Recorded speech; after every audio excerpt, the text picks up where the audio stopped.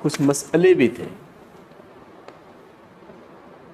یہ جو میلاد النبی کے موقع پر لوگ جلوس میں نکلتے ہیں،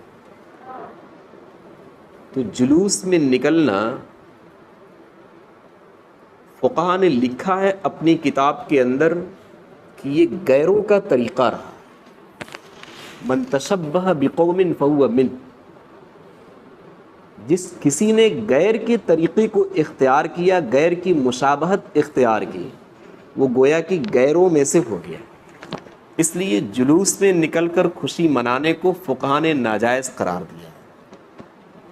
اور ایک دوسرا مسئلہ یہ ہے کہ نبی کی پیدائش کے دن لوگوں کے درمیان شاید روزہ رکھنے کا رواج ہے، تو یہ روزہ رکھنا نہ تو صحابہ کے زمانے میں تھا، نہ ہی تابعین کے زمانے میں تھا، نہ ہی تبع تابعین کے زمانے میں تھا. پہلی بات تو یہ ہے کہ یہی طے نہیں ہو پا رہا ہے کہ نبی کی پیدائش 12 کو ہے یا 8 کو ہے یا 9 کو ہے. مشہور ہم لوگوں کے درمیان 12 کو ہے، حالانکہ راجح قول 8 کا ہے.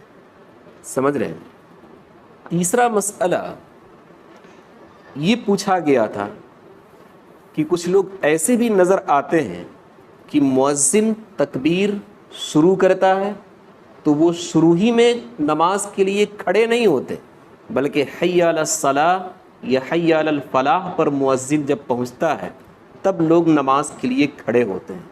فقہا نے کہا کہ نہیں، نماز کے اندر چونکہ صفیں سیدھی کر لینی ہے، امام کی نیت سے پہلے، اللہ اکبر کہنے سے پہلے اگر آپ حی علی الصلاۃ حی علی الفلاح کے وقت کھڑے ہوں گے تو ممکن ہے کہ اللہ اکبر جس وقت امام کہے اس وقت آپ صحیح طریقے پر صف میں نہیں کھڑا ہو پائیں گے.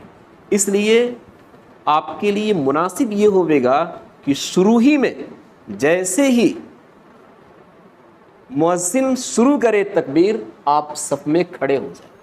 نبی اکرم صلی اللہ علیہ وسلم کا معمول لکھا ہوا ہے کہ جیسے ہی لوگ دیکھتے تھے کہ نبی اکرم صلی اللہ علیہ وسلم چلے آ رہے ہیں نماز کے لیے، تو جس صف سے گزرتے تھے وہ صف کھڑی ہو جاتی ہے نماز کے لیے. اور اگر بیٹھے ہوں صف میں، وہاں سے جب مصلی پر آپ صلی اللہ علیہ وسلم بڑھیں تو جیسی تکبیر کی آواز آئی ویسی لوگ کھڑے ہو گئے. یا اگر سامنے سے آ رہے ہوں تو جیسی لوگوں کی نظر پڑتی تھی کہ نبی اکرم صلی اللہ علیہ وسلم آ رہے ہیں، لوگ نماز کے لیے کھڑے ہو جاتے تھے. چونکہ مسارعت یعنی نماز کی طرف جلدی کرنا یہ اسی وقت ہوئے گا جب کہ تکبیر کہتے ہوئے آپ کھڑے ہو جائیں. حی علی الصلاۃ اور حی علی الفلاح کا انتظار نہ کریں. سبحان اللہ.